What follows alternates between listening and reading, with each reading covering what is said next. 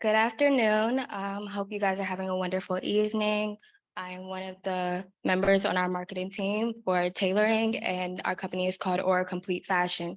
So I'm just going to give you a quick rundown of what we're going to be talking about, and then we'll go in and to introduce ourselves and our names.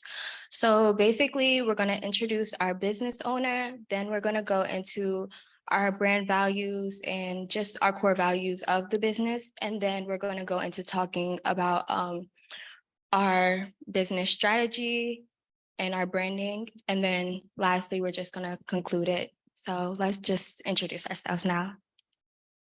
Hi, my name is Isabel Livermore. My name is Sierra Karoma. I'm Gabby Gerard. Hi, I'm Arian Jolly. I'm Lacey Padva. And I'm Dylan Menderata. Hello, everyone. I would love to introduce you to our business partner. Rukayyat Akanbi is a 29-year-old woman from Bauchi State, Nigeria, with 4 children and a husband. Rukayyat opened her business, Aura Complete Fashion, 2 years ago after multiple years of apprenticing under other tailors in her area. Rukayyat is an extremely hardworking woman who works up to 8 hours a day, 6 days a week in order to satisfy her customers. She does this through precise measurements and punctuality, which is a key factor considering the fact that many tailors in the area don't necessarily care about the customer. They just want to make a profit. Rukayyat creates her clothes by hand sewing. Furthermore, what motivates Rukayyat is the will to support her family while being able to pursue her passion in fashion, as well as the ability to empower women through what they wear. Last but not least, Rukayyat in the future would love to spread her business throughout the region and eventually train other young women in her craft. Next up is Dylan giving our next point. Okay, so I'll be talking about the 3 major problems. The first one is she has only one outreach in the community. She has no advertisement. The only way she reaches her business to the community is by word of mouth. She currently has 40 clients, and with only about 50% of them are returning. My next point is she works from home. She has 4 children at home and she works in her apartment. Having a bigger location will make it more enjoyable for customers to view and also give her more space with the machinery. Lastly, the materials. It takes her 5 hours to make 1 dress by hand. If she has a more efficient machinery, it would only take her 2, increasing the speed in the production. So the business is called Aura Complete Fashion, and it is a women's tailoring business. Each letter stands for a part of our client's name, which connects the business back to her heritage. The mission of the business is to create traditional Nigerian dresses for women in the state of Bauchi so that they can feel empowered through what they wear. Rukayyat has been extremely passionate about this mission the entire time that she's been working in this business. So Rukayyat exclusively tailors to women's clothing and fashion, which means her target market is primarily women, younger women between the ages of 18 and 35 years old. These women are employed in the medical field, government officials, but overall they have the financial means to continue to return to Rukayyat and her business, usually about once a month, and spend around 16,500 naira on an outfit. But these loyal customers are not her only customers. Rukayyat estimates she has about 40 customers in total per year, and about 50% of these, or around 25, are loyal and returning customers. But other clients are coming to her and ordering during the holidays, festivals, so during the summer or the winter, and looking for outfits, but those aren't always the ones that are returning. So Rukayyat operates in Bauchi, which houses around 7 million people, but around 2 million women are comprised of this population, which kind of narrows down who Rukayyat can tailor to. It's also important to note that Rukayyat is exclusively in the women's tailoring market, and so she has 4 immediate competitors in the area, but these tailors are also making outfits for men as well.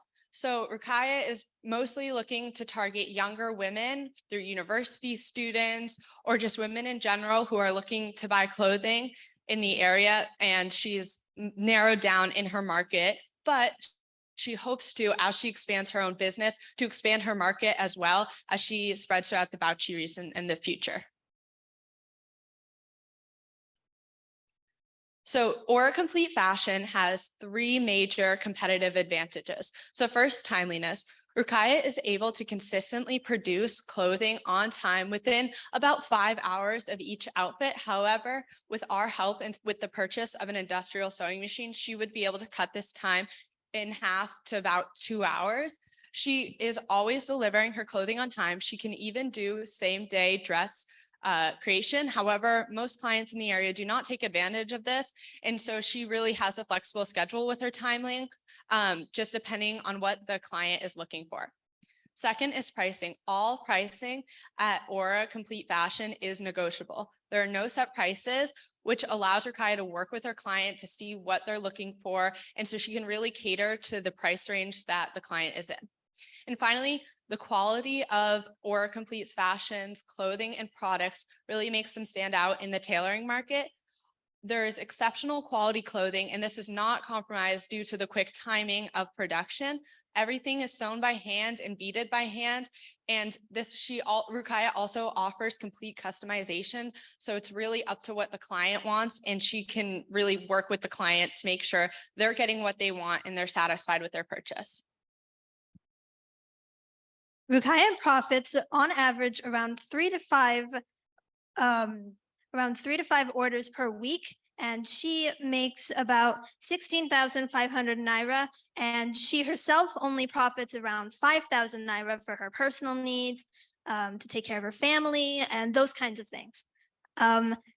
For next, she has the profits depending on what you order. The prices tend to change and they fluctuate a lot. Values provided. She empowers women through the beauty of her clothing, and that is the mission that she wants to bring to this business. Excuse me.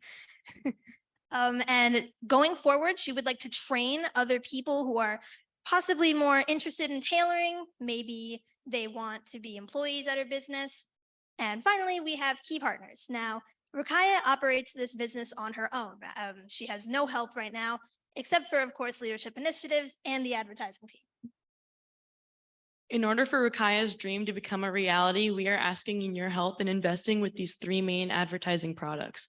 We are asking for $34 for 200 business cards so she can pass them out to her clients and pass them out during social events such as festivals. We are asking for $100 for a storefront sign to put outside of the space that she's going to be renting to draw in people walking by.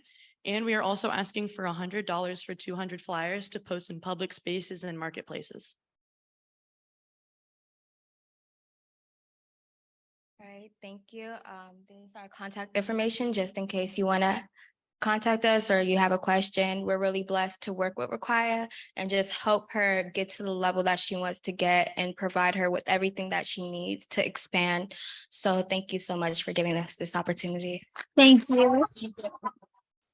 Thank you very much. Team, you did a great job serving your client, so congratulations.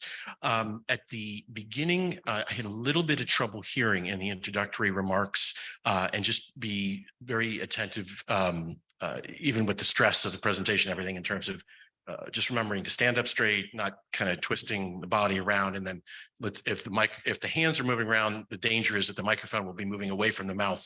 And I think that was a little bit of the problem. So it just helps with enunciating. But that was just a very brief thing that I noticed in the presentation. And it wasn't something that persisted even at the end. When you name the next speaker and you hand off to somebody, I think that's a nice touch, even with the short time of the presentation. I like that. When that happens, though, it's also nice to turn or briefly say, thank you, so-and-so, just as part of the etiquette of the speaking instead of just the next person speaking. So that's a nice touch to include. I really like the logo. I thought it was a nice, clean graphic, and I think that can work well in a variety of media, especially if they're legacy marketing collateral. It's something you can almost imagine as an icon eventually on a digital device, et cetera. With regard to the competitive advantage, the one in the middle about pricing, I understand where that would be coming from. I think it might be more helpful, though, to focus on the value she provides rather than the pricing, just to avoid going down a slippery slope of co-modifying her services, especially because it was followed up almost immediately with, well, she can specialize and she can do little things maybe that other tailors can't or are not able to.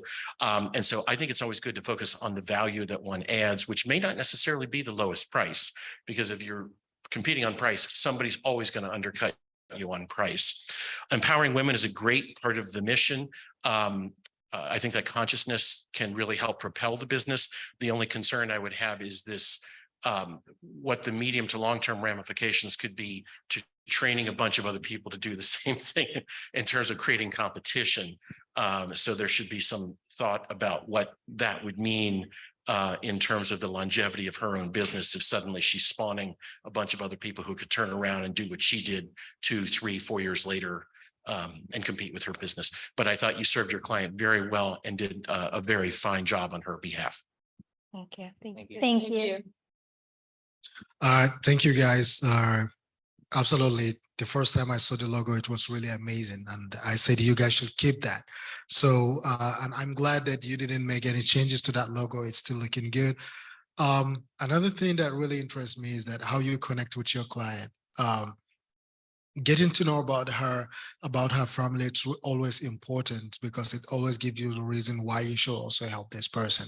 And again, your flyers, your business card, oh, they're amazing. I love how you actually create them in such a way that if I look at the business card and I saw the flyer somewhere else, I know exactly that I've seen something like this somewhere else. And it's all connected to the business. So I'm really excited that you were able to pull all this thing together, and thank you so much for doing the hard work. Thank you. Thank you. Thank you. Thank you, Omar. You guys did a wonderful job. I mean, you guys really did a great presentation of the client. You gave a wonderful introduction, gave some background, some history around the issues and the problems that this person was facing. I guess the one thing I would add, it's interesting that we identified the pricing piece, because that's the part that kind of I was thinking about. Was there any reason why you left the pricing to be negotiable? What's the thought behind that?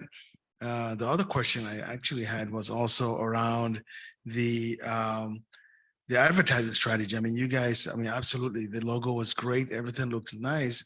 But to me, as a person who might be investing into something like this, I would like to get a better understanding of why you chose those specific strategies.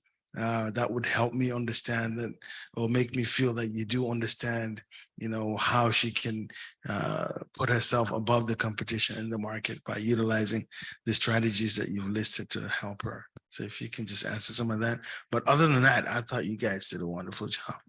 Thank you. Thank you. So yeah, we were talking with the business partner about the pricing and the possibility of that getting a little confusing down the line, but that was something that she really emphasized, keeping the negotiable price and being able to make that connection with clients and like talking face to face about the prices. So it was just something when we were working with the business partner that through talking to her and continuously meeting her through this week, it was something that we thought she kept going and would keep going with the business. Can I add on to that? Also, because she was meeting her customers through word of mouth and she would wear her outfits out and meet them, it kind of helped her to build that bond between them. So they already kind of had a relationship to start with.